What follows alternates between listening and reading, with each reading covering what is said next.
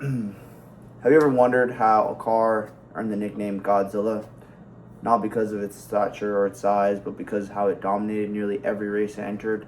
The Skyline GTR didn't just become famous because of its speed. It became legendary because it described to people what a Japanese sports car could be made to be. As a mechanic, I spent years working on vehicles and learning the ins and outs of engineering that affect performance. That interest is what led me to choose the Nissan GTR as my research project. Even if you're not a car enthusiast, you've most likely seen the GTR in some way, shape, or form, whether it be in the movies, in the mainstream media such as Fast and Furious, racing games like Gran Turismo or Need for Speed, or even on your Instagram when you just hear out of nowhere, right? All these things have helped shape the iconic legend that is the Nissan GTR.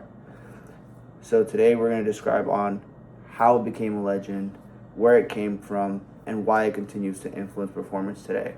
So first off, let's start with where it began. So the Skyline name wasn't actually introduced by Nissan itself. It actually comes from the company that Nissan bought out, which was Prince Motor Company, in 1957. According to Nissan Heritage, when they acquired the company in 1966, upon the merger, Nissan developed the Skyline into something much more performance-based. So the first GTR actually arrived in 1969, which was the PCG 10 Skyline GTR. Nicknamed the Hasoka. It features a 2.0-liter inline-six engine producing around 160 horsepower, which was insane for the time. According to Nissan Heritage, the first GTR quickly proved itself by winning over 50 titles, establishing Nissan's reputation in the actual Grand Touring game. So although the original GTR became successful in Japan, the greatest fame was still decades away. So now we move on to the rise of the legend. How did this car earn the nickname the Godzilla, right? So in 1989, Nissan introduced the R32 Skyline GTR. It was a car that completely changed the way that performance was looked at around the world. So according to Motor Authority, the R32 featured the infamous RB26DE which was a twin-turbo inline-six engine with the advanced Atessa all-wheel drive system. So what is this? What are all these jargon that you're speaking, right? So the RB26 is one of the most famous motors ever designed because of its severe reliability under power and easeability to work on. And then the Atessa all-wheel drive system was the first all-wheel drive system in a sports car to feature four-wheel turning, which allowed the car to make incredible turns under G-forces that weren't possible otherwise.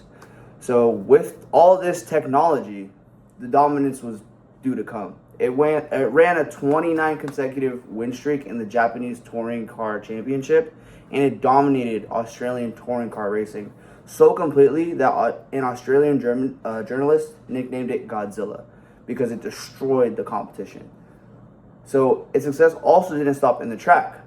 It became a cultural icon through movies like The Fast and Furious, games like Gran Turismo, and countless appearances in automotive media. So for everyone that is into cars, the GTR kind of became a staple dream car that everyone strove for. And its success eventually led Nissan to an entirely new generation of GTR. So that is where the R35 comes in. In 2007, Nissan introduced the last version of the GTR, the R35 GTR. Unlike the previous models, it no longer carried the Skyline name, but that legacy was still there, and it had the same philosophy behind it of combining advanced engineering, incredible performance, and affordability. So according to Car and Driver, the R35's VR38 DETT, it was a twin-turbo V6 producing supercar performance while still costing significantly less than a lot of the European competitors, such as the Audi R8.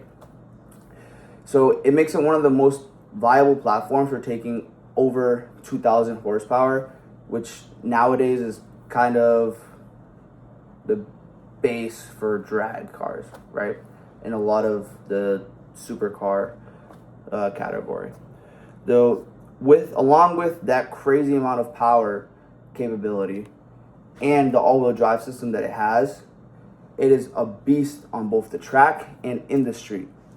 So even after production ended in 2025, with the last GTR coming out, as Nissan's shifting towards a more eco-friendly view on the world, its standard for technology and innovation, and most importantly performance, continues to live on through the influence that it has on the aftermarket performance of all these cars. So in conclusion, today we looked at how the Skyline GTR began, how it rose to fame, and how it continues to live on even after its quote-unquote death.